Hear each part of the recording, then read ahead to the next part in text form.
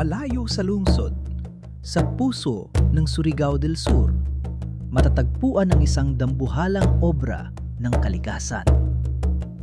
Ito ang Tinuyan Falls, ang Niagara Falls ng Pilipinas. 95 metro ang lapad, 55 metro ang taas, 3 palapag ng purong lakas at ganda. Dito hindi lang basta tanawin ng tubig.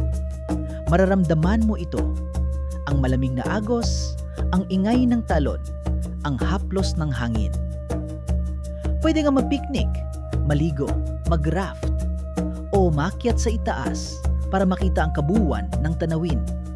Pero tandaan, ang tunay na ganda nito, nararamdaman, hindi lang nakikita. Sa umaga, kapag tinamaan ng araw, lilitaw ang bahagari. Parang paalala mula sa kalikasan na kahit anong lakas, may ganda. Ito ang Tinuyan, hindi lang talon, isang paalala ng kung gaano kayaman ang Mindanao at gaano kaganda ang Pilipinas.